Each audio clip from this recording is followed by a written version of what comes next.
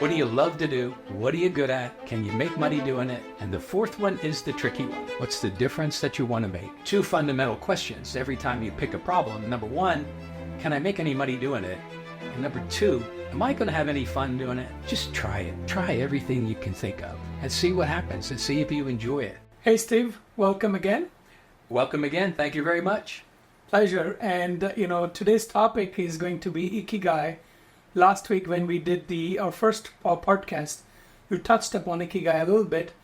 And I thought it's a good idea for us to, do a little bit deep dive into Ikigai.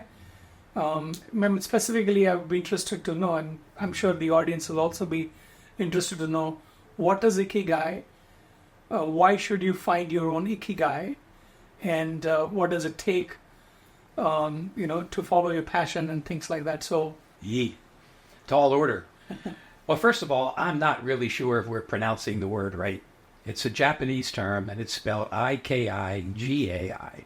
Okay. And again, I don't know exactly how it's pronounced, but I really like it as Ikigai. I mean, it seems like a contradiction in terms because the concept itself is about 4 critical ingredients.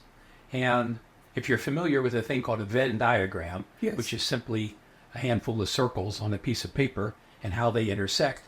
And if you put 4 equal size circles on a piece of paper and where they all intersect would be your Ikigai. And those 4 circles represent 4 fundamental concepts. Those are the components of Ikigai. Yeah, okay. These are the components of Ikigai. What do you love to do? What are you good at? Can you make money doing it? And the fourth one is the tricky one. What's the difference that you want to make? Seth Godin uses a term called dent in the universe. What is the dent that you want to make? And I think it takes a while to figure that out. I coach startups and freelancers, and most people think that, well, Steve, I guess you're coaching young people, 20-year-olds. No, I really like to coach 50-year-olds. People that have been in the corporate world for 20 or 30 years, and they've been exposed to a lot of different things. And like me, what happened to me, one day when I was around 55 or 56, I woke up and went, wait a minute, I'm not the same knucklehead I used to be. I'm a lot smarter. And it's not that I'm smarter, it's just that I'm more experienced. And I've been through more things. And I now know a lot better the things I like and the things I don't like. And it's the things you don't like that I think help shape this more than the things you do like. And if you start making that list, right, I don't want to do this, I don't want to do that, I don't want to do that. And sorry, Mr. Freeman, but that's one way to start separating what the chaff from your life and figure out what the wheat is. What is it you really want to do? And that's what Ikigai is. So let me ask you a personal question. What's your Ikigai? It's being useful, but it's being useful where my skills come into play. And what do I like to do? And more simply stated, who do I like to hang out with? I like to hang out with people like you and Arian, people who have an entrepreneurial mindset, people who are thinking about how can I make the future better? That's where I like to hang out. And those are the people I like to hang out with. And going to business networking meetings and meeting those people. The people who are the entrepreneurs. Because they're the ones that are thinking outside of the box. Absolutely. That's where I like to hang out. Right. In my case, I love chess. I love business too. And it started off with business. But I really think that my calling is chess. And I love to implement chess in business and business in chess. So my Ikigai, I think, is chess. We've started this company called Chess Klub. Actually, my wife's the one who started it. It started in 2019, and fast forward 4 years or 5 years, we are in 3 countries, in 11 centers, teaching over 600 students. That's just the traction numbers, but the fact that we're able to impact so many kids around the world and teach them strategies, tactics, and life lessons. I feel that's my Ikigai. And, the passion that we have for the coaches that we have and their passion to make an impact to the world is actually what's driving me and my team. And that word impact, Yeah. I think, is one of the fundamental motivators behind any one of us that decide to start a freelance business. Now, yours is beyond freelancing. You have turned it into this multi-person event where you are now impacting other people. Hopefully they have that same passion that you do so that they can duplicate it. Right. So that they can pass on that same passion for the benefits that come to someone who understands the game of chess. Because it is a mental exercise to do it. Yeah. And, at the end of the day, hate that expression, but no matter what, we as human beings live in our own heads. And it's the way we think Right. that matters. And if you can understand the game of chess and how this move is going to affect a future move, Right. that is a powerful piece of knowledge. Cool. So, Ikigai and entrepreneurship go hand in hand. Can you talk a little bit about that part? Why each of those entrepreneurs should be, passionate about their Ikigai. When I first started to think about being my own business and doing my own thing, the first thought process I went through was, well, what does the world need? Well, the world needs a lot. So that really didn't help. I mean, you could pick any problem in the world and decide that I'm going to go fix that problem. I'm going to go fix world hunger. I'm going to go fix poverty. I'm going to go fix... The list goes on and on and on. Okay. Two fundamental questions every time you pick a problem. Number one, can I make any money doing it? And number two, am I going to have any fun doing it? Right. Is that what I really want to do? You and I both know an old friend of mine, Dick Timpone, Yeah. who taught me very simply, Steve, if it ain't fun, don't do it. And that is what Ikigai is about. Ikigai is about figuring out that which you can have fun doing. Yeah. I mean, classic example, the Cattlers, they love traveling around the world and they have a lot of fun and they make money doing it. Yeah, that's their the thing. Ikigai. That's their Ikigai. Yeah. And if you're going to start a business, do it that way. Yeah. Do what you love to do. Absolutely. Yep, that's Ikigai. Cool. So, and I know you have spoken this quite a few times. What are the steps involved in finding your Ikigai? I wish I had a good answer to that one. Harry and I were talking about that a little bit before we started here, about going to school and getting ourselves educated. What are we educating ourselves for? Oh, we're educating ourselves for a career so that we can go out and make money. Yeah, that's pretty much what we do. But is that really any fun? I mean, when I started off in college, I wanted to be an economics major. I didn't even know what an economics major was. And I got into econ, macro econ or something, and took a test and flunked it horribly. And thought, this isn't any good. I don't understand this at all. How can this possibly be of any value? So, switched majors. Big deal. What is it that we're learning in our educational system? And Arian and I made the same comment. We agreed that just try it. Try everything you can think of and see what happens and see if you enjoy it. There's a concept in a book out there called flow, F-L-O-W. And it's the concept of when you start doing something and you're just doing it and doing it and doing it. And all of a sudden you look at your watch and you realize 6 hours went by. That might be your Ikigai. That might be your passion. If you could sit down and do something and not even realize how much time goes by, that might be your passion. That might Right. be where you're supposed to spend your time.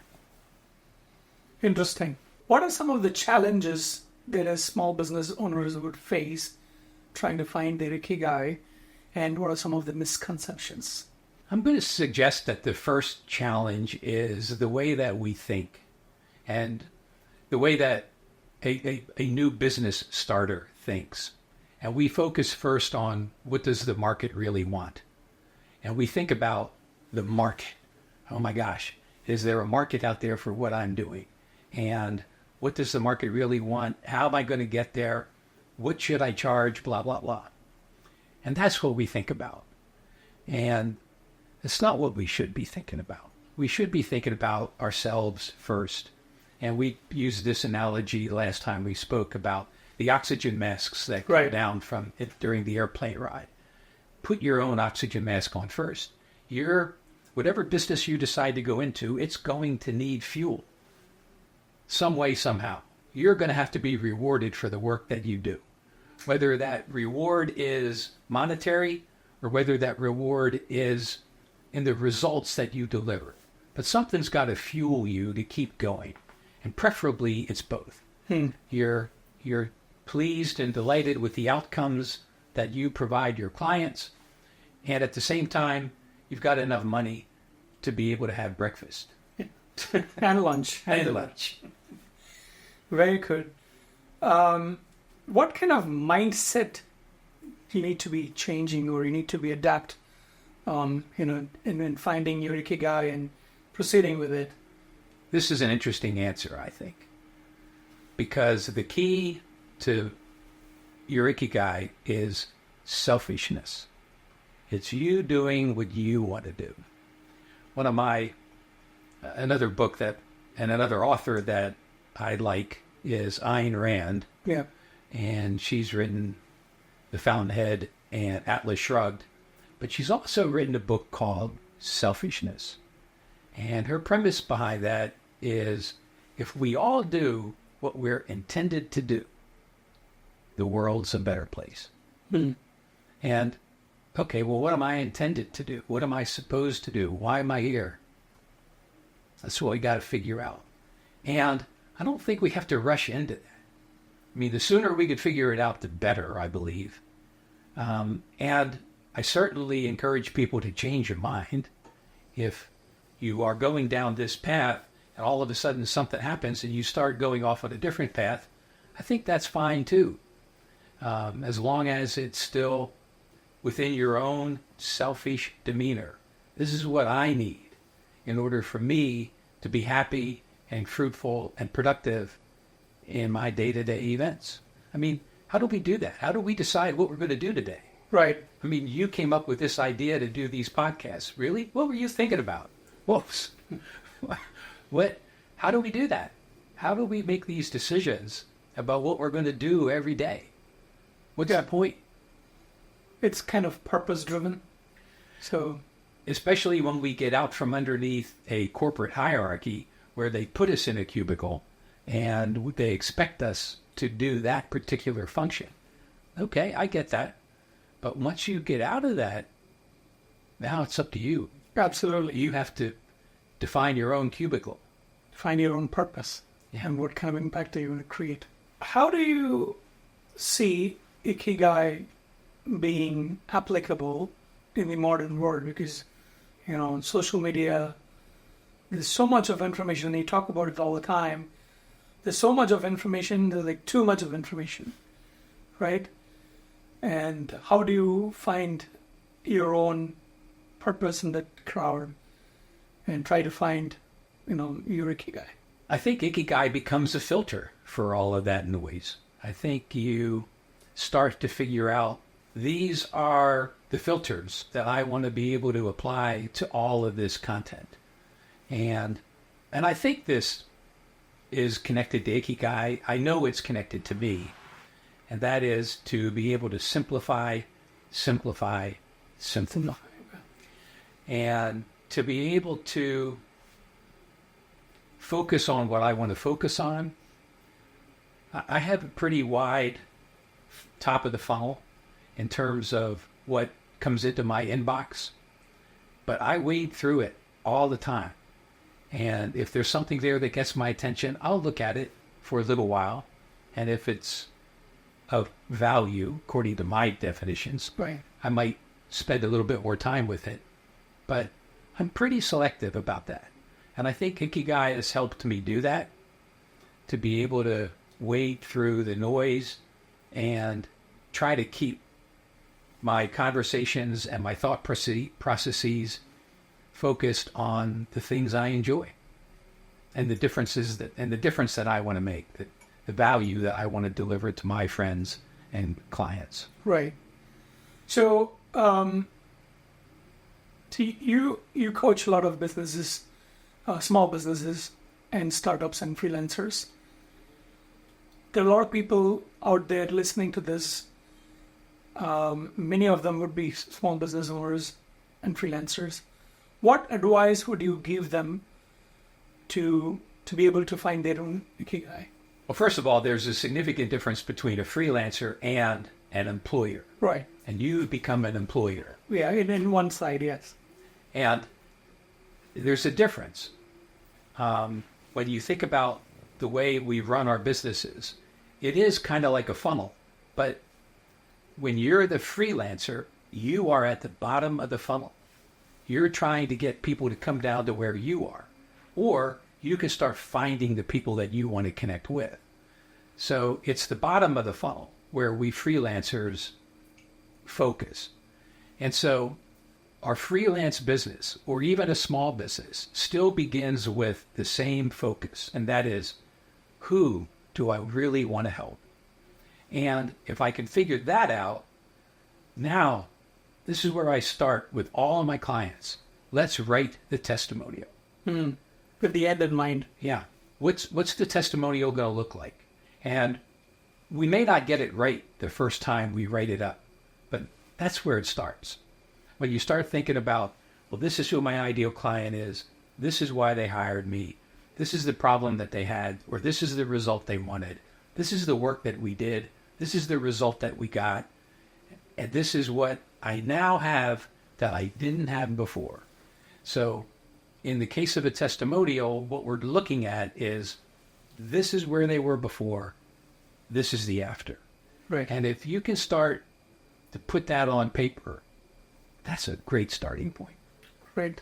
What are some of the daily practices that one must do as a small business owner or a freelancer, towards your life and purpose? The key to freelancing, I believe, once you figure out what your gig really is, and once you know who your ideal client is, now it's a matter of building your brand and expanding your brand. Right. And that's the phrase I like to use at Business Club, that come to Business Club, expand your brand, stand up, say something, allow the people in the group to get to hear you think. It's not enough just to tell people that this is who you are and this is what you do. Okay, fine. There's lots of people doing that. But you are standing in front of people right now, and you have an opportunity to reveal a little bit about the way you think. And that's what matters, because the key differentiator in the world of freelancing is our character. And you have to be able to reveal that. Yeah. You have to show people that you do care, that you do have some knowledge, and you do have some insights, and you do have some experience, and you have an ability to actually say something that has meaning and or a sense of care and concern. What kind of person are you? Right. And one of the fundamental questions, and you know this, is why are you doing this? Exactly. Start of the why. You could have done anything. Why did you decide to focus on this? Because that's the difference I want to make. Comes back to Ikigai. Great. So in many instances, I had this personal experience as well. Why we do a lot of good stuff, along the journey we get stuck. And what would you recommend what kind of change in the mindset would you recommend for us to have, to get back on track? this is something that is almost contradictory to my persona. And that is, have somebody that you can talk to, a mentor, a coach, somebody that you can be unplugged, as Eric Clapton said, and just to be able to talk openly and honestly without fear of anything. Right. And to just be able to talk. This world of AI is another opportunity to do that. Yeah, ChatGPT. You can talk to ChatGPT, and you can have those same kind of conversations. And if you could build up an ongoing conversation with ChatGPT, and whenever you get stuck, you could just stop in and say, "Hey, give me a clue. What am I supposed to do to that?" Right. What's that? Unshackle. Yeah. Yeah. Yeah. But I don't know why, but my career I've always been kind of a lone wolf. I've always kind of wanted to do things exactly my way. Right. And I know that's who I am, and I'm perfectly comfortable with that. And I am a contrarian. If everybody's going that way, I'm going that way. Because there's a market everywhere. I mean, you don't have to worry about that. As a freelancer, if we get 50 clients a year, you know what that is? Pretty damn good. Yeah, you're right. All depends on how you monetize them, and Exactly. yeah. Very cool. So we are coming towards the end of our conversation. I have a few questions here for you. It's the rapid fire round. Take a minute or so to answer them. And, if you don't feel comfortable, don't answer it. But still, let's just give it a shot. Okay, dope. So one word that captures the Ikigai for you. Well, the definition of it is a purposeful life. Okay. That's great. And what's the best way to discover what you love? Try everything. Try everything. Okay. And then figure out what you really want to zone in on what to do. Yeah. Okay. I mean, the cardinal rule of consulting is no matter what the client asks you, say yes. And then figure out. And then go figure it out. And if you can't figure it out, come back and say, "Hey, I made a mistake." Ask for apologies. Yeah. Not for forgiveness, not permission. Yeah. So not so forgiveness and not permission. Yeah. Cool. What's a common roadblock to finding the Ikigai? Money. An activity that instantly connects you to your Ikigai. Meditation? Meditation. Okay. Just some time to think. Right. Before I came here, I got here early, and I love doing that. Whenever I had appointments as a rep, I would always get there early. And I'd go find a place where I could just sit and think about what's going on. My brother told me a long, long time ago, he said, "Steve, every now and again, you just have to take 5 minutes to think." Yeah. It's a big part of us. Yeah. It should be. Yeah. So what's the most rewarding aspect of coaching entrepreneurs to find their purpose? I don't think it's the end result. I think it's the process. It's the conversations Journey. that we have. Mm. It's just when I have an opportunity, the way I do it is I have a 1 hour long conversation with my clients, usually once a week. And I limit it to an hour. And I limit it to a half page of notes because that's enough. Mm. But man, those conversations are just fabulous because we put theory to the test. Right. And we try and we err. And it's a brainstorming session that usually winds up with a couple of action items, but they're not mandatory. I don't like that. I don't like the concept of homework. I don't like you have to go do that. You don't have to do anything. Right. Other than think. That's the whole point. Any mantra, any favorite mantra or quote that you want to share regarding Ikigai? Well, I shared it before. If it ain't fun, Don't do it. don't do it. Dick Timpone. Dick That's Timpone. Yeah, bless him indeed. Yeah, yeah. Well, Steve, Thank you very much, Hank, once again, showing your insights, talking to us about Ikigai. I'm sure the audience would have loved it, and they would probably want to know more about it. I'd be happy to talk to anybody about that at any time. So thank you very much. Thank you. And you're like an Ikigai expert. Yeah, man, I've attended your workshop, and they're really, really interesting, and I've learned so much from each time that I've come and attended. And it's similar content, but every time I come, I take some new nuggets out of it. So thank you again. Why, thank you. Hey guys, I hope you really liked the video, and if you did, please like, subscribe, and comment. And we would like to reach many more small business owners. I would really appreciate if you can share the video with them as well. Thank you, and see you until next time. Have a great one.